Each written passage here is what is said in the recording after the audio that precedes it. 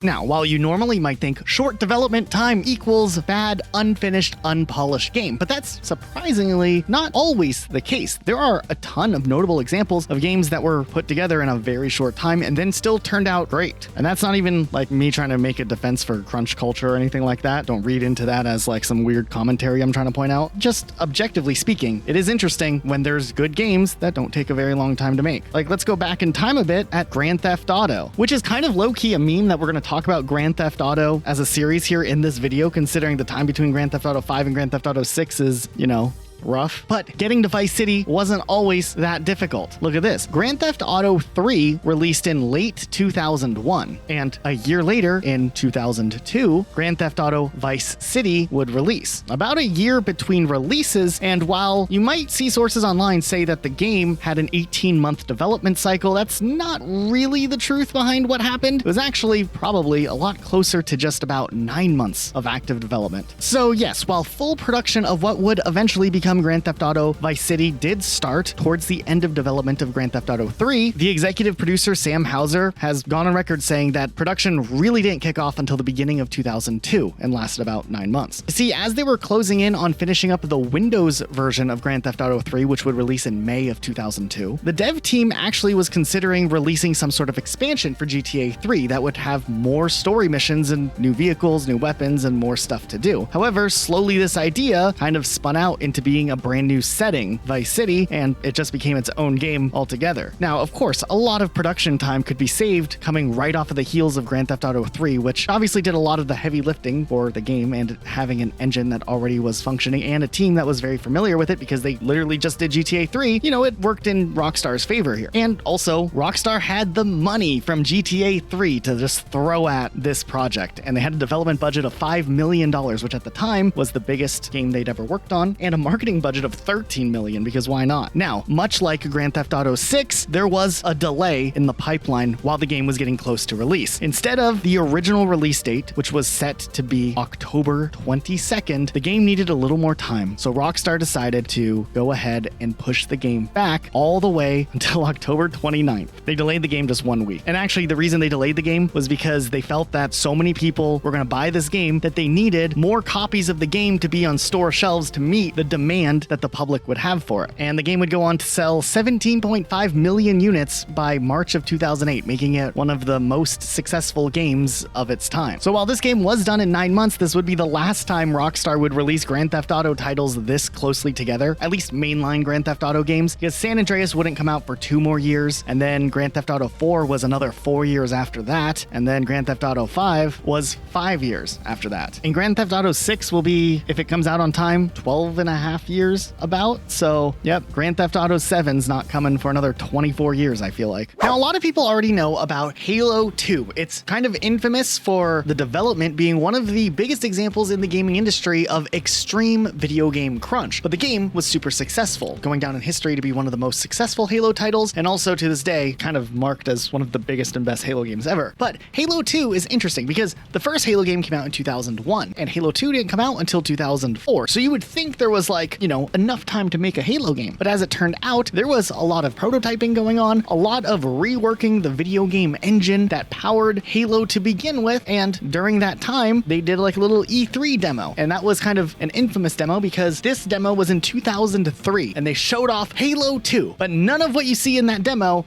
actually ended up in the game because, as it turned out, it wouldn't function on a realistic Xbox scale, so they would have to rework everything. And the development for Halo 2 is infamous for being this crazy crunch where they pretty much had to rework everything they were working on and get the game pretty much built from the bottom up in a 9-month window. Now, it's not to say they didn't have plans or all these other things that go into game development before the actual building of the game takes place, but the building section of the game was stitched together in 10 months, which is insane to think about all of the polish that game surprisingly still had for the shorter development time. A lot of story beats ended up getting cut, some levels ended up getting cut, a lot of ideas ended up getting cut. There was a bunch of ambitious ideas for Halo 2 that didn't make its way into the final game, like Forge mode. I think there was theater mode even planned. Despite all of that, the multiplayer was a solid experience. They had play tested the game, despite the fact that they were going right up to the deadline trying to get the game out the door to make Xbox and Microsoft's holiday release window that they wanted the game to have. And yeah, Halo 2 was a pretty great game, despite the the fact that the development crunch was absolutely insane. I will always be impressed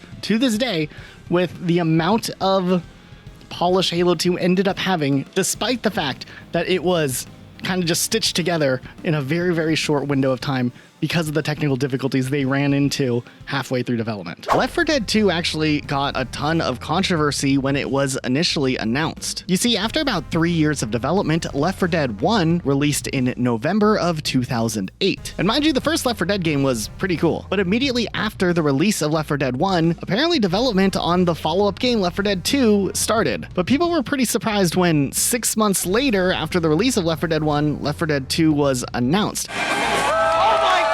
Dude, you're kidding me!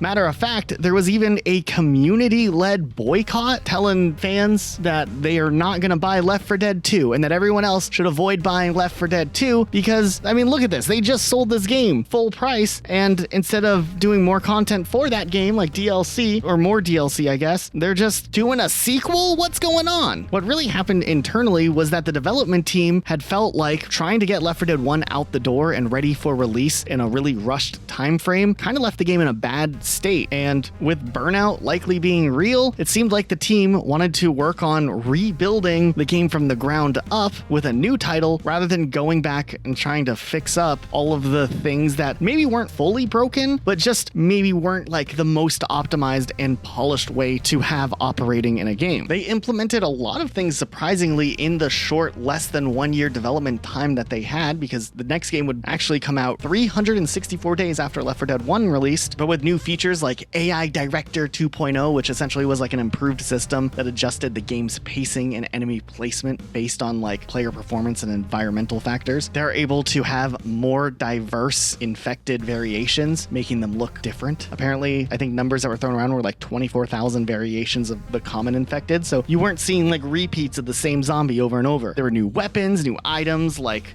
melee weapons. That wasn't in the first game. And there was a ton of dialogue. I think I remember reading an interview where they're like, there's 7,800 lines of dialogue in this game, which is insane. It is interesting though, looking back at that boycott attempt by a Steam group that was called L4D2, Left 4 Dead 2, boycott, no L4D2. Apparently, it amassed 37,000 members who were like, man, this is lame to do a sequel and just completely neglect the original Left 4 Dead. At the same time, I don't think the boycott was very successful because Left 4 Dead 2 ended up having quadruple the number of pre-orders for Left 4 Dead 2 when compared to Left 4 Dead 1, which is insane. But Valve did do some interesting things. They invited some of the leaders of that Steam group to play test Left 4 Dead 2, which had some of those people retract their criticisms of what Valve was doing, and I guess maybe they understood the reasoning. And then one thing I do remember them doing back in the day was releasing a demo version before the game released, which gave people access to try out the game early. People could try, see what it was like, see the improvements for themselves before deciding if they wanted to dish out the money for the new content. While I do agree they probably could have gone back and fixed up Left 4 Dead 1, which in a way the Left 4 Dead 1 content would get fixed up, kind of, if you look at its release history and then what they did with Left 4 Dead 2. I think Left 4 Dead 2 had enough unique content with the campaigns that were there to justify it being its own release. Also, those people who started the boycotting group did make a statement that they would be shutting down their group because Valve had said that they promised there would be additional content and fixes for the original Left 4 Dead, despite the fact that the new Left 4 Dead 2 was coming out. They weren't fully abandoning the first one. However, one of those guys was like, we're still not going to buy Left 4 Dead 2, but we're going to close down the group. But then people looked at his Steam page and it showed that he was the owner of both Left 4 Dead 1 and Left 4 Dead 2. So maybe either someone gifted it to him and he accepted it, or he's a liar and secretly really liked Left 4 Dead 2. Matter of fact, Gabe Newell did this interview and he talked about the boycotting group on Steam and said that the people who were in the boycott group on Steam actually pre-ordered Left 4 Dead 2 at a higher rate than Left 4 Dead 1 owners who were not a part of the boycott. So I don't know what purpose the boycott served. To this day, both Left 4 Dead 1 and Left 4 Dead 2 go down in history as like really, really popular games that were really innovative for their time. And it's interesting to think that Left 4 Dead 2 added a ton of content in just a short amount of time. And I mean, less than a year. I mean, look at that. That's pretty neat. We know more recently when it comes to Nintendo Switch, there was a big window of time between The Legend of Zelda Breath of the Wild and Legend of Zelda Tears of the Kingdom. And even though Tears of the Kingdom kind of built itself off of the foundation of Breath of the Wild being a true form sequel, the window of time between these releases was pretty long. However, this hasn't always been the case for Nintendo, and Nintendo kind of was impressive with how they flipped games into new ways back in the day, like The Legend of Zelda Majora's Mask. Now, allegedly this game was developed in a little bit over a year, and occasionally in this video you'll notice that we, also still talk about games that are developed in any window of time under 2 years, highlighting more so the games that are less than a year. But Majora's Mask, still, 17 months to flip a Legend of Zelda game is insane. Nonetheless, Majora's Mask was built off of Ocarina of Time's engine, and it really goes to show how storytelling and atmosphere, when done correctly, can be an innovative way to transform and change things up for a game. Now, of course,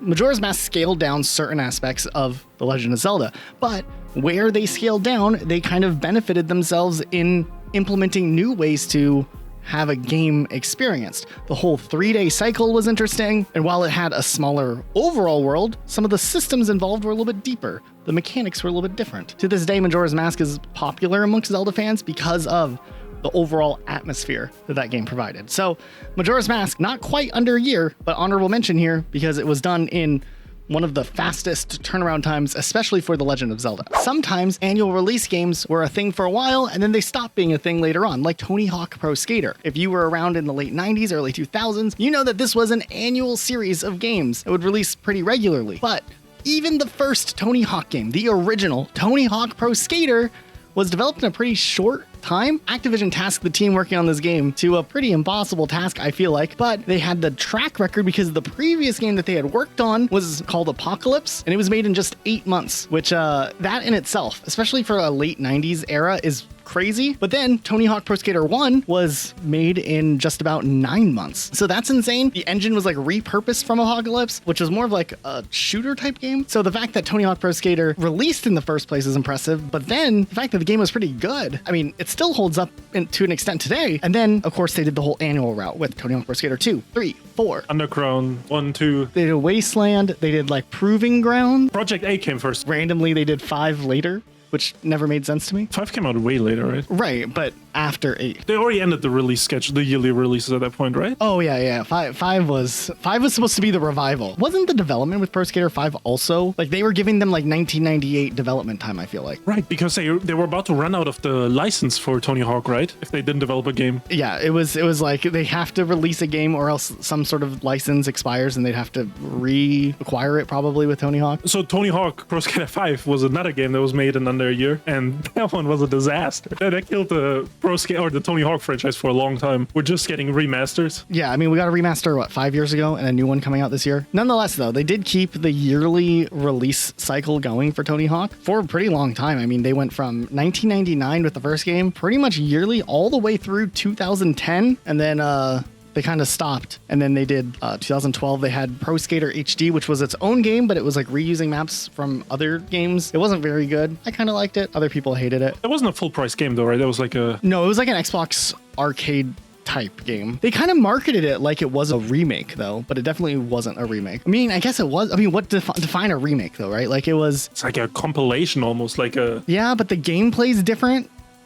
I don't know. It was weird. I liked it. Other people didn't like it, but I also was like a really filthy casual getting back into Tony Hawk after years. So, I haven't played it since then, so it's been a long time. I have nothing else to say about Tony Hawk ever again. No, dude, favorite franchise. I like Tony Hawk. No, I'm actually excited for the new one to come out soon, right? I mean, it'll be fun. I had fun with 1 and 2, but like, it's great that it's coming, but man, 5 years. You don't expect it to be that long between remake releases. Guitar Hero 1 was also developed in an incredibly short amount of time, approximately 9 to 10 months, with only a budget of $1 million. Now, how did they pull this off to make such a massive success in such a short amount of time? Well, first of all, Guitar Hero was inspired by Konami's Guitar Freaks, which was an arcade machine in Japan, and the developers Red Octane and Harmonix were aiming to bring a Guitar Freaks-like game to the Western market, but not as an arcade, into your home. Now, Harmonix had already some experience with music rhythm games. They successfully produced titles like Frequency, Amplitude, or Karaoke Revolution, which meant they were able to make the prototype for Guitar Hero relatively quickly. And that kept costs down, which was an important factor because they wanted to allocate a lot of their funding into developing and innovating the guitar controller, because they identified this as the magic sauce flaws of the game. They went in with the mindset that having an innovative controller would make up for a lack of features. Despite this philosophy, they did have ideas and features that were cut or ideas that were completely discarded. Like they wanted to make a freestyle improvisation mode that was ultimately cut because it could not have been integrated in time. Song licensing was also an issue, and there was a significant challenge, not only monetarily, but also like convincing labels to license some of their most popular songs, because they wanted popular songs in this game so that by the shipping date, people actually were interested in buying the game because of the set list. Also initially, they wanted the graphics to be photorealistic, which was not feasible because of the PlayStation 2's hardware limitations, so that's something they had to work around, and that led to this exaggerated rock art style that Guitar Hero ended up becoming famous for. The controller also had to make some cutbacks. Like initially they wanted to develop like these pressure sensitive buttons to make it feel more like you're playing a real guitar, which would have costed too much and would have taken too much time, so they ended up scrapping that. Also obviously this game came out on PlayStation 2, but they envisioned it being on Xbox as well, and initially they were gonna have Mad Catz develop the controller for the Xbox, and they were full on working on this Xbox controller at Mad Catz, but they had to back out of the deal because Konami was suing them, which then meant that Guitar Hero 1 for the Xbox had to be cancelled. Regardless, Guitar Hero was a massive hit, and it would generate over $45 million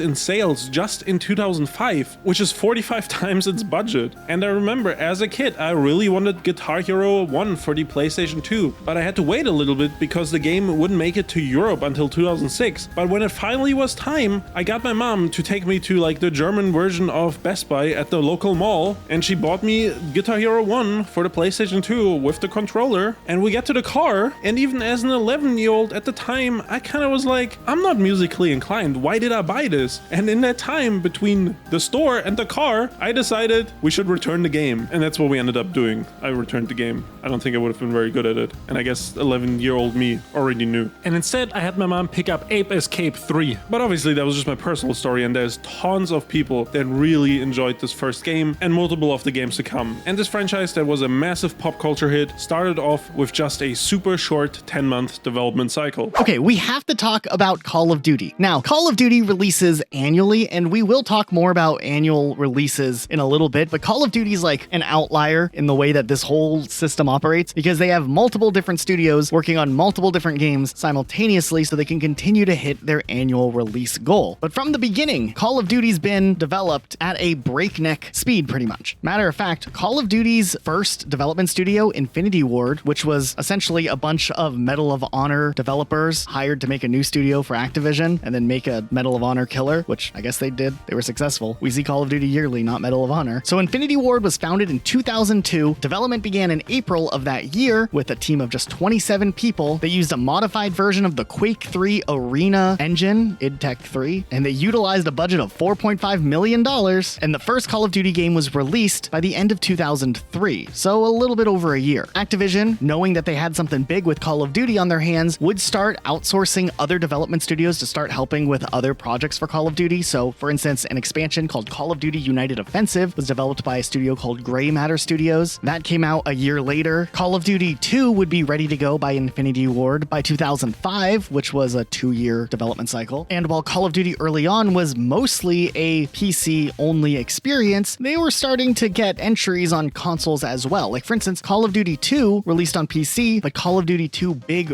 Red One was kind of like a companion game developed by Treyarch specifically for consoles, which is interesting because I think the original plan here was Call of Duty 2 was going to be, the Infinity Ward one for PC players, and Call of Duty 2 Big Red One was going to be the one for console players. But somewhere along the lines, I think Call of Duty just became so popular that Activision just was like, you know what, we're just going to release them all everywhere, because Call of Duty 2 did release on the Xbox 360, not PS3, but Xbox 360, and Call of Duty 2 Big Red One released on GameCube, PlayStation 2, and original Xbox. So I guess the companion game was more for like older generation systems. Nonetheless, this was Treyarch getting their foot in the door, but Call of Duty was getting really, really popular, and Infinity Ward, with their success, was working on something pretty innovative that would eventually become Call of Duty 4 Modern Warfare, released in 2007. However, with this game being cooked up by Infinity Ward, Activision needed something to release that holiday season before that game would release. There was nothing lined up for 2006, so they turned to Treyarch, who had just finished Call of Duty Big Red One, which released, mind you, at the end of 2005, and they're like, hey, you want to do Call of Duty 3, like real quick? quick. This wasn't something that was actually publicly known, by the way, for a couple of years, but yeah, as it turned out, the development team at Treyarch had 8 months to put Call of Duty 3 together and have it ready to go. And they also had to put it on a ton of consoles. The game was on the PS2, Xbox, Xbox 360, Wii, and PlayStation 3. Interestingly enough, while Call of Duty started out as a PC franchise, Call of Duty 3 never made it to PC. Also, this Call of Duty game would be using its own engine that Treyarch had been using called NGL, not the regular Call of Duty engine that was being used at the time, the IW engine that branched off from that Quake engine. Now, despite the fact that Call of Duty 3 was literally just thrown together, it still sold decently well, and it got decent review scores initially. Retrospectively, I think people don't look at Call of Duty 3 as like one of the best Call of Duty games to ever release, but people were still like really interested in the genre, and Call of Duty 3 was something new. And hey, it kind of led the groundwork for Call of Duty World at War to release 2 years later, and that's a great Call of Duty game.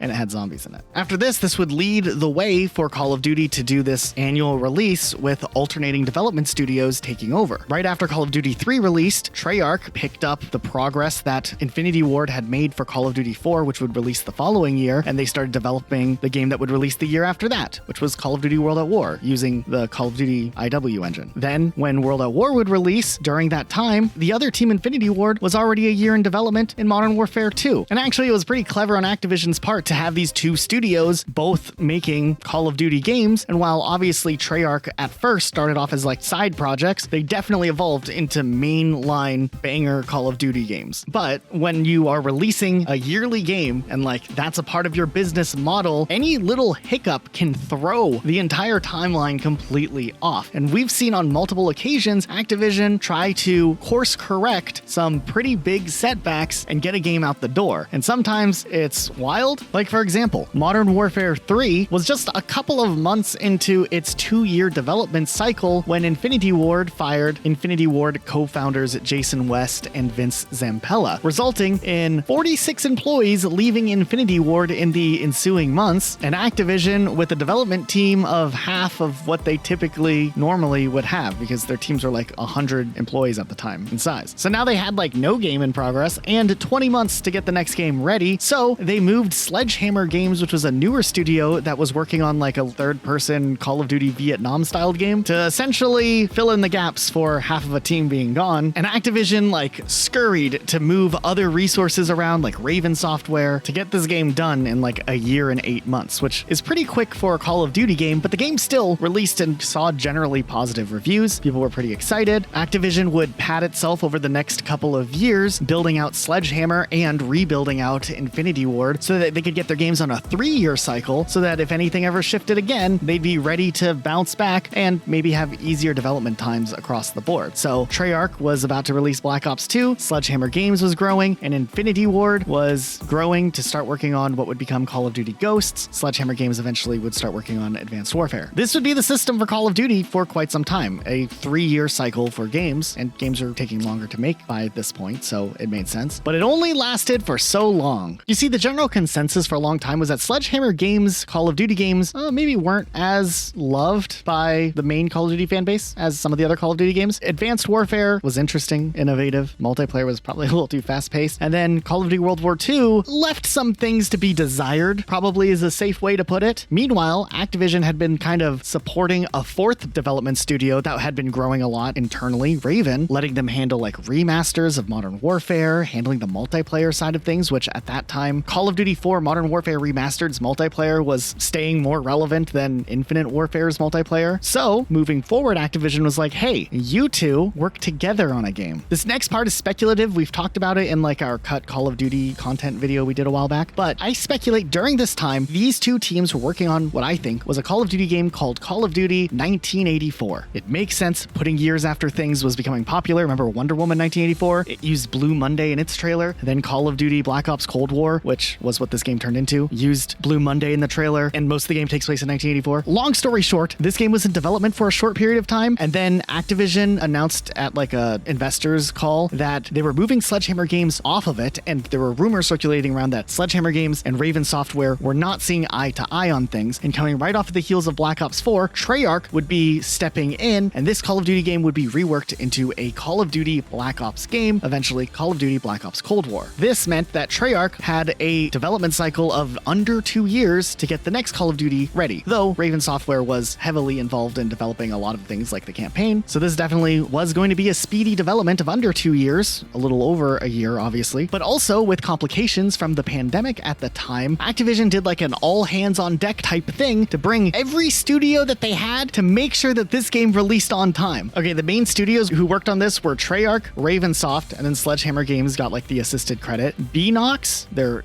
a Blizzard Entertainment team, but that's still Activision Blizzard, right? High Moon Studios, then Activision Shanghai, and Demonware, they were all working on this. These are just the ones that were like officially known to work on the games, but other studios were also pulled. Toys for Bob, they were doing like Crash Bandicoot's reboot, they had the Spyro remastered trilogy. They were pulled to work on Call of Duty Black Ops Cold War, supporting like Warzone's seasonal content updates and stuff. And Vicarious Visions, who had just released Tony Hawk's Pro Skater 1 and 2 and were getting ready to work on Tony Hawk's Pro Skater 3 and 4. That project got canceled at the time, and they were pulled to work on Call of Duty Black Ops Cold War and Warzone as well. Now, fortunately, eventually they were able to go back to Tony Hawk, but it was imperative Call of Duty Black Ops Cold War, I guess, released on time, especially after the hype of Warzone releasing and how big that was for Call of Duty. But this also meant something else interesting, because now the whole development cycle is messed up because Treyarch was pulled away and Infinity Ward had just released a game and they were working on what would be the future, but they needed their regular development time cycle. So Sledgehammer Games ended up being the only like free agent not working on a project after they were pulled away from this project. So they were in charge of essentially making a Call of Duty game based off of Infinity Ward's 2019 Modern Warfare game and see what they could come up with. And they did Call of Duty Vanguard. This game was not well received by the community, and it probably is mostly because of the fact that this game likely was put together in the shortest amount of time since Call of Duty 3. If we're looking at the old numbers, it seemed like May of 2019 was when Activision pulled Sledgehammer Games from that Call of Duty project, which would have given them like a year and a half to make Vanguard about. Yikes. Even more so with zombies becoming more and more popular, Activision was like, Treyarch, you just do zombies on this one too. So even though Treyarch had just finished Cold War, they were doing zombies for Vanguard and just the future at that point. Mind you, I'm condensing a lot of information into a very short time because this is a really long chapter in this video. But if that wasn't confusing enough, they did it again a couple of years later here because the whole timeline's messed up now. So in an attempt by Activision to kind of reset their quick timeline, instead of just taking a year off from Call of Duty games, they decided to do even weirder things. I don't know. The next Call of Duty Black Ops game after Cold War would be Call of Duty Black Ops 6, which had a 4-year development cycle from 2020 to 2024. I mean, it's probably a little less than that, but you get what I'm trying to say. So how did they fill that time after the release of Black Ops Cold War? We had Modern Warfare 2, made by Infinity Ward. They had like a full 2 years to work on the game, so that was good. But get this, right? If Sledgehammer Games had just finished Vanguard and the game released in 2021, how would they release the next mainline Call of Duty game in 2023? Especially if it's a sequel to a game that released in 2022. Would have had to have been in development simultaneously with the prequel game, which I guess is what happened. Sledgehammer Games led Modern Warfare 3, released in 2023, despite the fact that their previous game had just released 2 years earlier on one of the tightest timelines ever. They were at it again, releasing another game in one of the tightest timelines ever. And it was like a true sequel that had connections to the previous game. Some of the maps would be carried over optionally. The weapon progression would be carried over. It very much felt like a big expansion pack with a bunch of OG Modern Warfare 2 maps and Modern Warfare 3. This never made sense to me. I don't know why they released all Modern Warfare 2 maps in Modern Warfare 3 instead of the other way around, which I think the leading theory is this game was supposed to be an expansion, not a full-on release. And a lot of people will live and die by that theory. I think that that's probably what actually ended up happening. There's no way this game had likely more than 15 or 16 months to be developed. The campaign is rough. I really didn't like it. And if I didn't like it,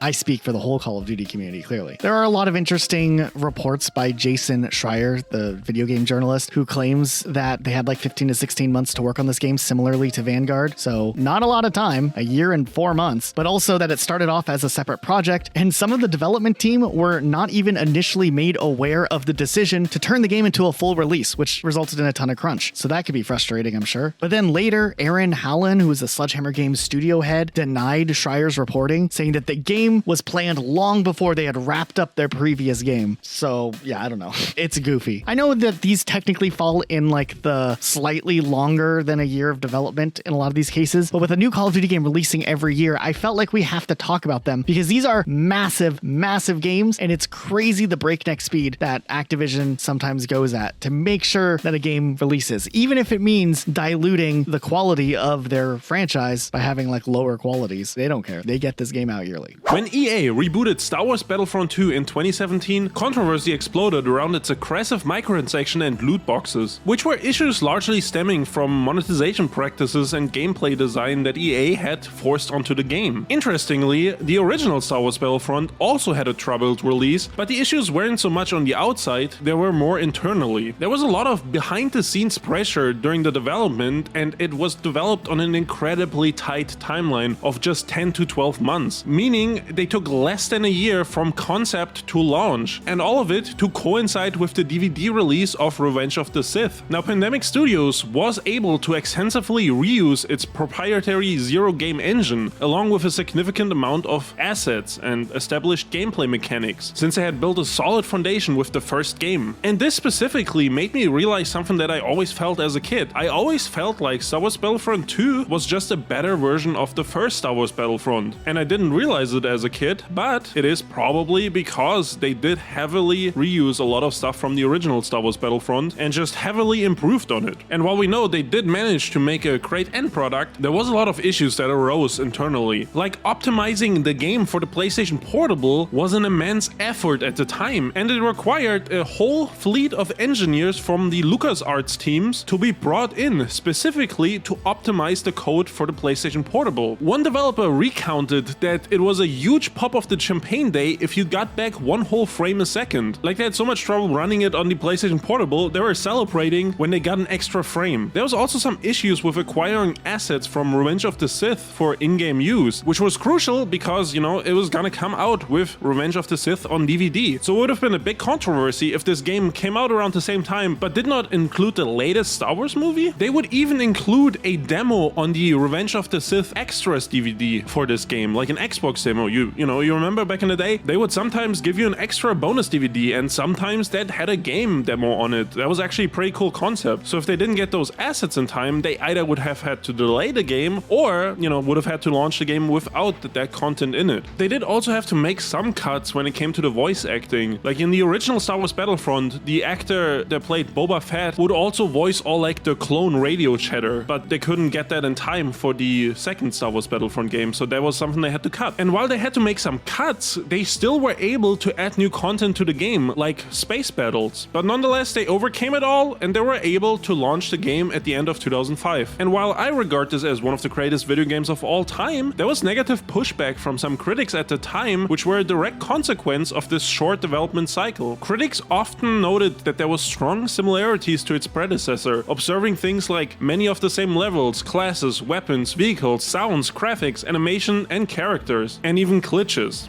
I can kind of see that perspective because, if you played the first Star Wars Battlefront, you might feel like, you've been there and done that when you played the second Battlefront. Another point of criticism was also the AI wasn't that great, which probably was because of the short development cycle. They couldn't innovate the AI, or they didn't have enough time to do so. Despite all of this, Star Wars Battlefront 2 was generally well received, with scores between 7.5 to 8.5. It was also a massive financial success and sold over 6 million copies by 2007. And not all of the reviews were negative. Some of the reviews did actually like the single-player storyline, and some people actually did say that the AI was a little better than the first one, just maybe not as good as it could have been. Even after the game's release though, this short development cycles had a bigger fallout for the company. Internally, they felt like that the development for Star Wars Battlefront 2 was kind of pushing it, and they did not think they could do it again. So when Star Wars Battlefront 3 was requested for a next year release, they ultimately decided against it and cancelled a Star Wars Battlefront 3 project, which first of all was because they would have had to develop it for a new console, which, the new console generations came out, which that in itself would have been a huge time investment, but also they didn't think they could do it without making an inferior game this time. They knew themselves they were kind of pushing it with the reused assets and reused mechanics, and if they did it a third time, a lot more people would have felt like they're just playing a recycled game. So they didn't want to make an inferior product, and that's why we never got a Battlefront 3.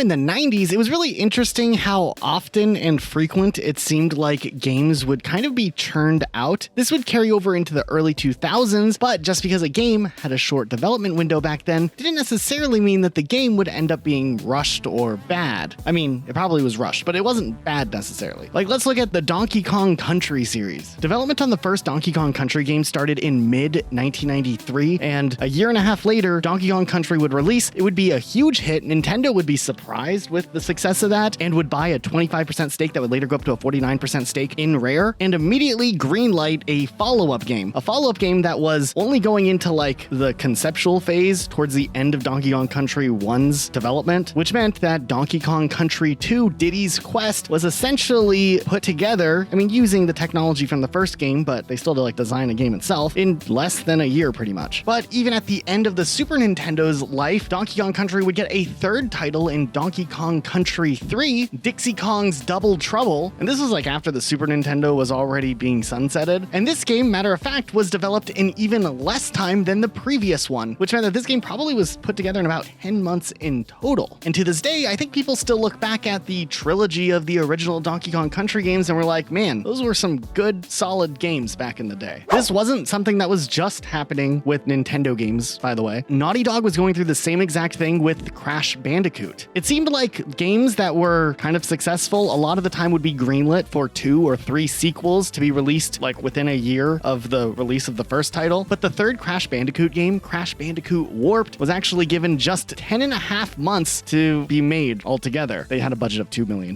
but still 10.5 months. The game's development started in January of 1998 and it was going to release in 1998, November 3rd to be exact. And in that time, the programmers who worked on the game created 3 different gameplay engines to work with the game. It was for like the vehicle side of stuff, but then they still kept the classic gameplay engine that they used for like the main core of the game. So yeah, this game was quick. They had to get this game out the door fast, and then it still was widely received well. It got a lot of 9 out of 10s across the board. I think its aggregated Metacritic scores like 91 out of 100. And then similarly, also with the PlayStation, Spyro the Dragon went through a similar situation. Just like Crash Bandicoot, the third Spyro the Dragon game, Year of the Dragon, was developed in just 10.5 months. Similarly, Spyro 2 had a year, and they had worked on Spyro 1 for like a little while longer than just the year. But they would reutilize the assets and the team that had just got done making a successful product to continue, the momentum and release games. And then they would be successful. And I don't think Spyro the Dragon ever really did that well after Insomniac Games stopped making the Spyro games with the third one. I'm sure burnout was real, but look what happened to Spyro in later years. I think there was something specific about the late 90s and early 2000s that made it where games in this format could work. Like they could release a game and then iterate a new version of the game using a lot of the same technology for a future release. Something that I don't think would go over as well nowadays. Most people want brand new experiences, and I think that a lot of the technology around game development is a lot different now than it was in the 90s and 2000s, so there's a lot more involvement in making a game. So I'm not being like, hey, why don't they release games yearly nowadays, even though I still kind of wish they did. I'm just saying, like, look at these good games that were released in a surprisingly short amount of time. You guys remember Super Smash Brothers for the Nintendo 64? What a crazy, crazy game.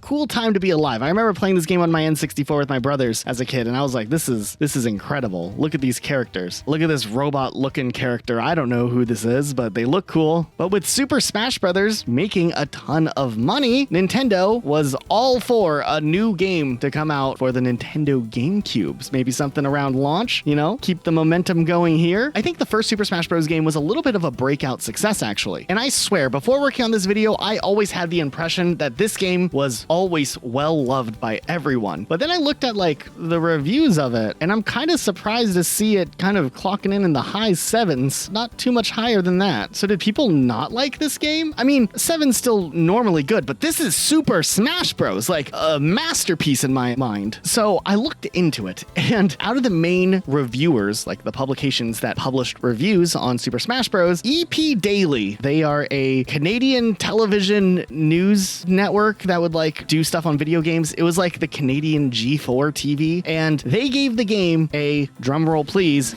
2 out of 10. 2 out of 10? 2 out of 10. Did we play the same game? I looked into some of their other reviews. Interesting. Super Smash Bros. Gets a 2 out of 10, but Virtua Fighter Kids, that game is a 10 out of 10 masterpiece. Titanic, Adventure Out of Time, the video game, that gets an 8.5 out of 10. But Super Smash Bros., 2 out of 10. Okay. Nonetheless, with the breakout success of Super Smash Bros., Nintendo was down for a new game on the GameCube, and they wanted it to be somewhat close to the launch of the GameCube. GameCube, but that meant there wasn't much time to develop something. Nonetheless, the game's proposal and design document for the game was completed on July 5th, 1999, and the game would release in December of 2001 in the US, November in Japan. And mind you, full game development didn't begin until fall of 2000, meaning the game was in development for about 13 months in total. And Masahiro Sakurai, who was like the head of production at HAL Laboratory that made this game possible, has gone on in various interviews to talk about how his lifestyle during this period was destructive. There were no holidays, there were short weekends. He felt a great pressure to deliver a quality game. He said it was the biggest project that he had ever led up until that point. But I mean, honestly, the game was kind of rad and still has a really dedicated community of people who play Smash Bros. Melee. A sequel, Super Smash Bros. Brawl, would release 7 years later. Also, side note, first midnight release for a game I ever went to. I was like 12. Saints Row 4, they had bigger, ambitious plans for what that game would have been. It would have been more of an actual Saints Row game, but the publisher was running out of money. So they were like, actually scrap everything you guys have been like conceptualizing and do those DLC ideas you guys are working on for Saints Row the Third and make those a full game. Saints Row 4 technically had a window of 18 months from Saints Row the Third to Saints Row 4's release, but the actual development was probably closer to exactly 12 months. Surprisingly, a good superhero game, maybe not a good Saints Row game, but a decent superhero game. But you can definitely tell that it's like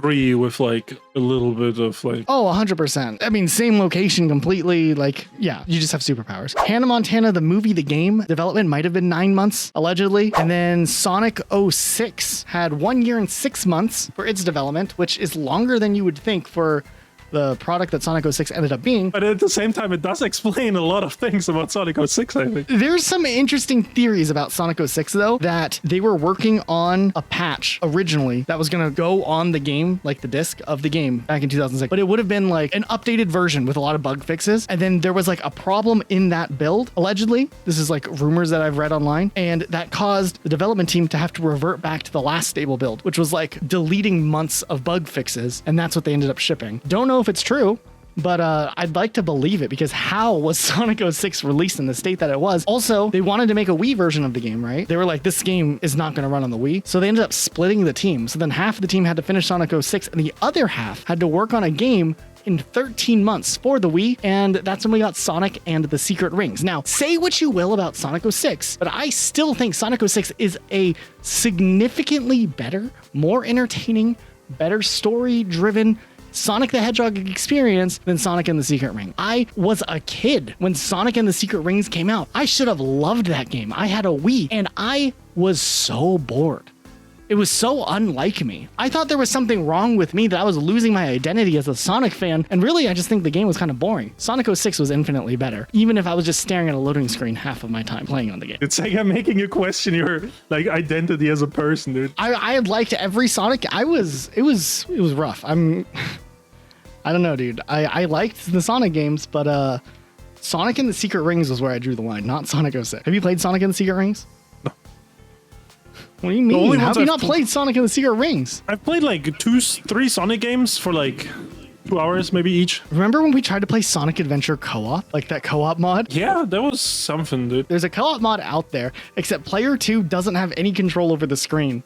And you just kind of have to try to fit in the screen the best you can. It's a wild experience. That reminds me of Shadow the Hedgehog, which is another Sonic game I did play. Which did the same thing. Final Fantasy VI initially released in 1994 for the Super Nintendo Entertainment System in Japan, and even to this day is widely regarded as a pinnacle moment of the role-playing genre, boasting an impressive 92 on Metacritic. But this game was developed in just a little over a year. Development began in late 1992 after Final Fantasy V released that December, and when Final Fantasy V was already kind of a hit, they were like, maybe we should push out the next game quickly. And that's what they decided to do. They started working on a direct sequel, and the development team at Squaresoft benefited immensely from building upon the established engine, also reusing some assets from previous games, and generally just being a pretty well-oiled machine as a development team, after developing multiple SNES games. Internally, they kind of had restructured some of the producer roles and some of the higher up roles to make it so they wouldn't create a bottleneck. They would split up up like main development teams into like separate categories. Like one team was working on getting all the battles, and then another team was working on the overall scenario. And with the vision for this game being that every character is a main protagonist, they had a lot of creative ideas they had to tie together. But since they had so many options to involve people creatively, it kind of worked out perfectly because they didn't have to make decisions. They could just like use ideas for separate characters. They just had a really effective like distributed leadership model that was very good at accelerating development without sacrificing quality. And surprisingly, I couldn't find any like major issues or even reports of severe crunch that they ran into during development. It just seemed to be a butter smooth process. And after a year and 4 months of this process, the game was done and it would release. And there's tons of people who regard this game as one of the greatest role-playing games of all time. An example of a game that I don't think is very good, Far Cry New Dawn. It was a weird game. I mean, a standalone expansion,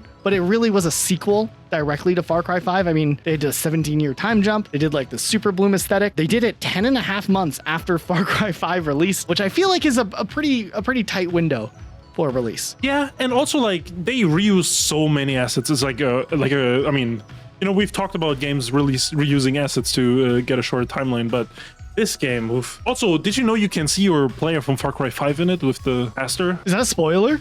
Are you spoiling Far Cry New Dawn? First of all, who gives a damn about the Far Cry stories, right? Like, and it's been Far Cry 5 has been out for like what, 10 years? When did this game come out? 2017? I think it was like 2018. Oh, was it? I mean, whatever, 7 years. But at the end, like the nukes go off and you're stuck in the bunker with the pastor. And then in the New Dawn. Are you spoiling 2 games at once now? Yes.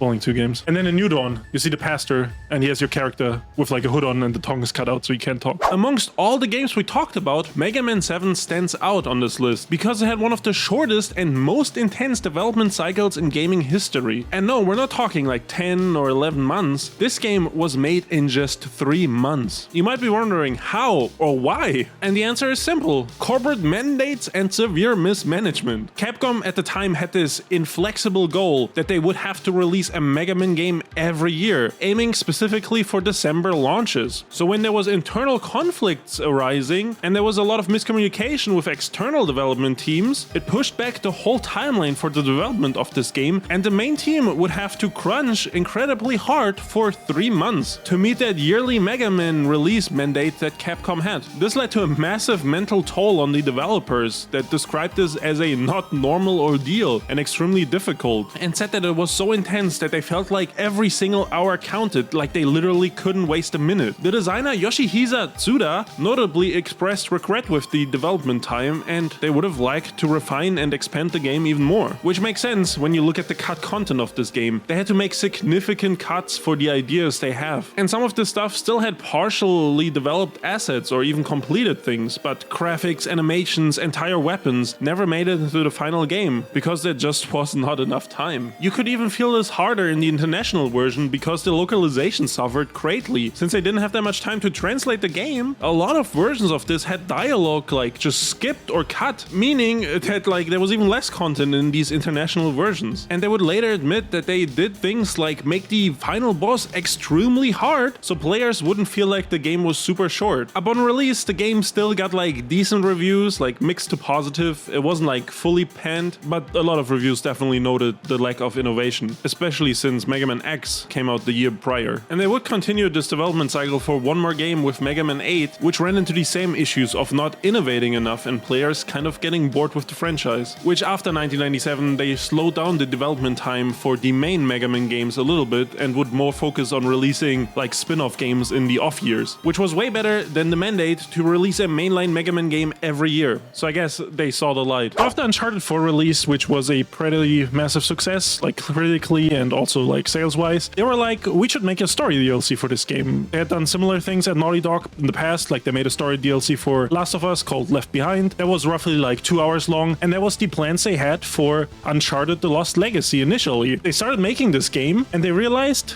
Well, actually, this is going to be a bigger project. Instead of being a 2-hour DLC, it expanded into a 10-hour standalone campaign. They were also working on Last of Us 2 at the same time. They did really spread out the development teams, and in approximately 15 months, they developed the game from ground up. I mean, not fully ground up because they reused a lot of Uncharted 4 stuff, but they managed to get it out of the door in just 15 months, and it was actually a pretty good game as well. You know, it sold well, and it scored like 8 out of 10s across the board, and it was a bigger success or it was the last big success for the Uncharted series, since I guess we haven't gotten a new game since then. Actually, that reminds me, dude, when I bought the PS5, there was like this deal, like buy 3 games for and save like 50% or something, right? I don't remember what the actual deal was, and I like put Uncharted into my basket, and I thought it was like the trilogy remaster, but it was like the 4th game plus the standalone DLC.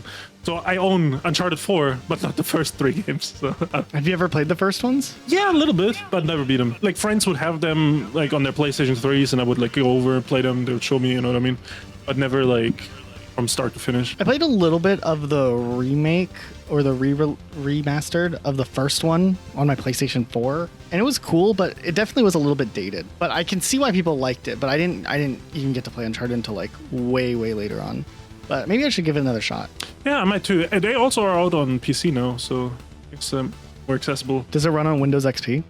You know, I don't think so, but maybe if you get Service Pack 2, you know, that's your best shot, dude. I'm gonna have to upgrade to Vista, dude. The first Warcraft game released, and it was like pretty beloved game, but you know, there was some flaws with it. It wasn't fully polished or as polished as Blizzard wanted it at the time. So when they wanted to work on a second game, they had a timeline scheduled for just 10 to 11 months to get the game out the door. Now at the time, because of World of Warcraft 1's success, they did hire a bunch of new and talented developers. So it kind of worked out that they had these new people that were hungry to prove themselves, and so the game actually ended up innovating a lot. Like when it came to AI, it even came to like features that are still used nowadays in video games. Then the multiplayer was like better than the first one, obviously, which was a big thing, I guess, for an RTS back in the day. Yeah, I don't know. It was just like a quick turnaround and quick updated version of 1, which, you know, turned into Warcraft 2. But yeah. It is funny to me that we kind of went into this video expecting a lot of these games that were developed in a short amount of time to like be all examples of these games didn't have enough development time. Look how bad they ended up being. And I want to say majority of the games we've talked about ended up actually being like decent games. Maybe just because the most memorable ones are the ones that came to the surface for this video, or the ones we have information about, because I'm sure there's some bad games that were developed in a very short amount of time that we didn't get to.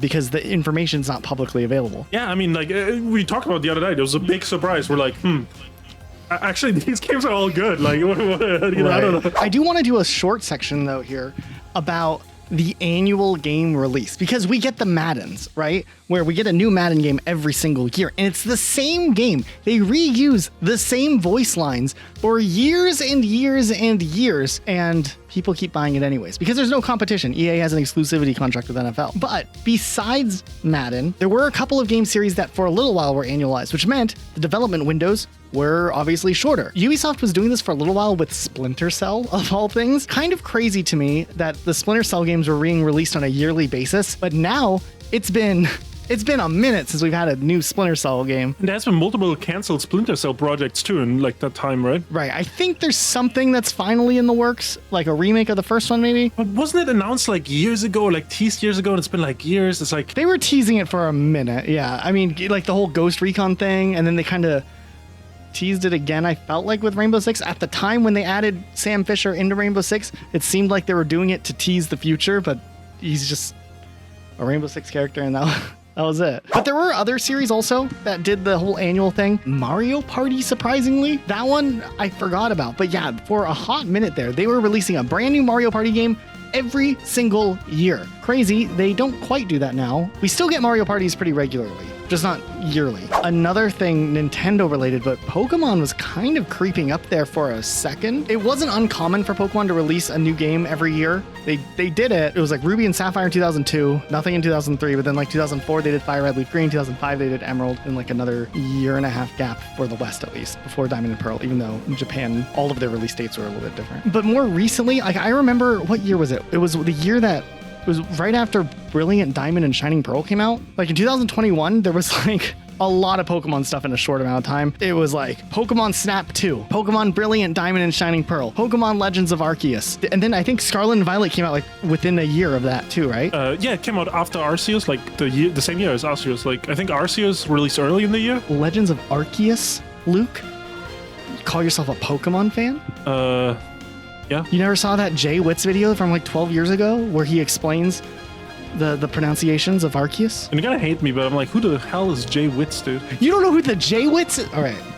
Let's just move on. Obviously, Brilliant Diamond and Shining Pearl wasn't made by Game Freak themselves. It was thrown off to a different studio called Ilka. We don't have an official timeline on how long the development had behind the scenes for this game. However, the game was not polished. We've talked about this game a lot. I mean, if you like 4th gen, you're gonna like the game, it's fine. But the game was like rough around the edges. And all the way up to the release of the game, there was like day 1 patches even, which is not the most common thing for Pokemon. I assume the reason there was a bunch of glitches and stuff probably was because the development time was short. But that's just speculative at this point. Recently, I actually realized I don't think it mattered to Ilka at all. Because after Brilliant Diamond and Shining Pearl released, the Pokemon Company decided to launch a new company alongside Ilka called Pokemon Works. And they're working on all types of projects like Pokemon Champions, that mobile battle. So it worked out for them. But like, did you ever look into Ilka's history? Because they did work on Pokemon Home, which is a weird thing to go from Pokemon Home to like a full remake. Right. Well, hold on.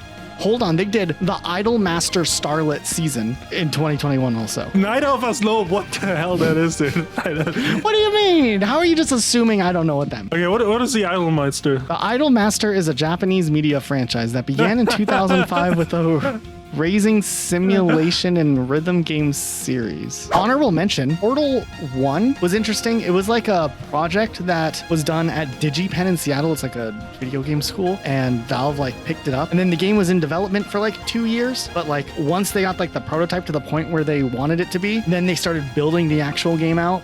And apparently most of the development was done in 9 months at the first Portal, which is interesting. Okay, I think we have a good list. What did you guys think? Did we miss any games that had notoriously short amount of development time? I'm sure there are so many games out there that had it. We tried to get the ones that we thought were most interesting, but if we missed one, let us know in the comments. Maybe we'll do another video like this in the future. Huge shout out to our patrons.